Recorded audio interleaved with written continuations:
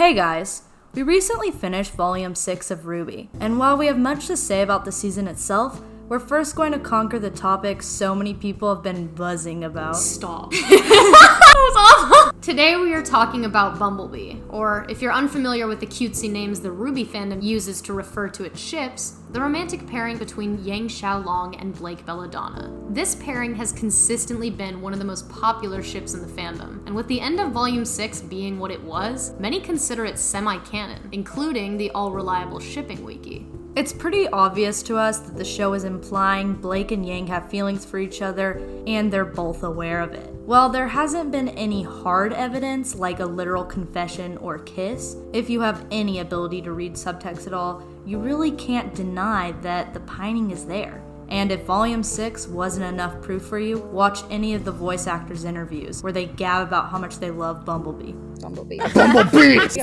Blake is my one true love. Bumblebee. I'm all about the Bumblebee. Bumblebee. Blake and Yang have fun times together. Bumblebee is the most prominent. Trust me, this shit is happening. It's pretty clear that in the next volume, they will continue to solidify what they started. But what we wanted to talk about today is the big question the fandom seems to be debating. Was Bumblebee planned?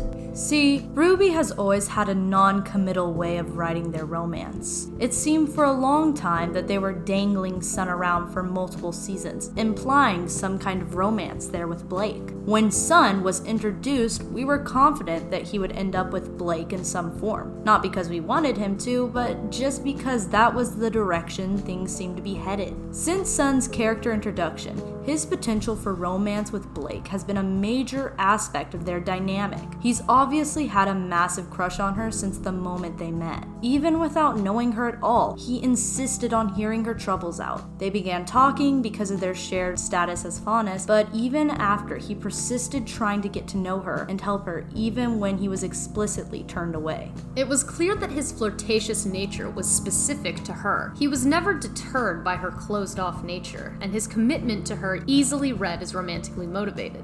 Over the course of the show, he never lets up, and she seems to begin to reciprocate his advances. There are plenty of scenes in the early volumes dedicated to romance coding their interactions, but he didn't truly break down her walls until Volume 5, when Blake hits her lowest point and runs off to Menagerie Island to live in shame with her family. While she's defensive at first, as the volume goes on, she begins to open up to him and lean on him for support. The innocent flirting that had been present all throughout the previous volumes evolved into something more genuine, and that, paired with the constant implications by Blake's parents that they were dating, gave the impression that this ship was going to happen. And while Sun and Yang both had relationship arcs with Blake, one was clearly romantic and the other generally platonic. Even though Bumblebee was popular since day one, the show lacked any support or evidence of chemistry between the two beyond their status as teammates, so we never saw it until now. It truly wasn't until this volume that we thought, wait, are they going for it? Which makes us wonder, did Rooster Teeth change their course because Bumblebee was so popular? Was Sun initially supposed to be her endgame? Did they write the majority of this series with no romantic intention and tack it on last second simply because so many people wanted it so badly? There's no way to know that.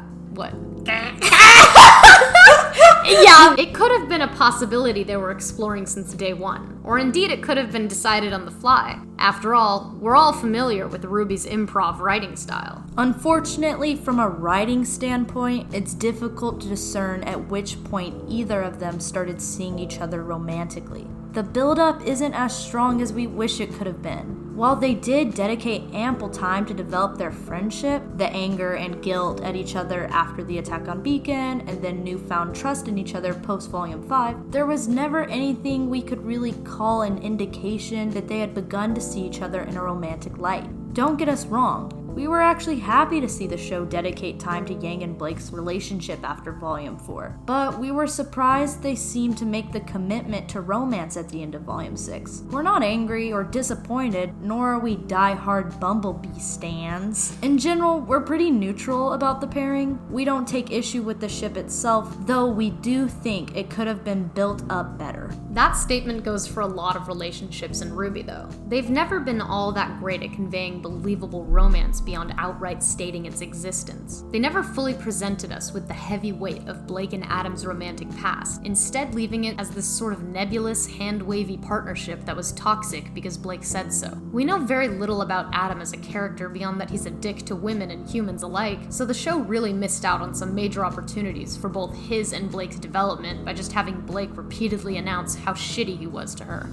I had a partner named Adam. At first I thought Adam was justice. He was spite. He used to get in my head, make me feel small, but now I see he just wanted to pull me down to his size. The hinted romance between Nora and Ren is cute, but even after their whole arc back in Volume 5, it still feels like we barely know what they've been through that made them so close. So it's just kind of difficult for us to get behind it. They've obviously got history. Why not use that to your advantage when trying to develop their relationship? The closest they came to doing a good job was with John and Pyrrha, despite what little time they had. It worked because it had 3 whole seasons of build-up under its belt and never got ruined in the fandom's eye because Pyrrha died immediately after. It would have been nice if the men in charge could write like that for the rest of the relationships in the show, but we know better than to get our hopes up this late in the game. As far as Bumblebee goes, it might not have been planned from the beginning, but that doesn't really matter at this point. What does matter is how the relationship is executed now that it is in the script, and whether Miles and Carrie will smack us across the face with some heavy-handed confession or deliver this ship with the tact it deserves. There might have been less backlash from critics if the show had emphasized romantic development rather than just general relationship development after the fall of Beacon. As much as Yang hated Blake for leaving, it seemed strange to pull some romantic shit out of the hat so soon after she returned, after never before implying either of them had considered being more than friends. You could go back and rewatch earlier seasons with the new lens of a budding romance, but if the writers couldn't get you to see it in the beginning, it might be because it just wasn't there. This is not a negative commentary on Bumblebee, though. We're thrilled to see more LGBT representation in the media, as you might have guessed from our reaction to Jean's sister and her family.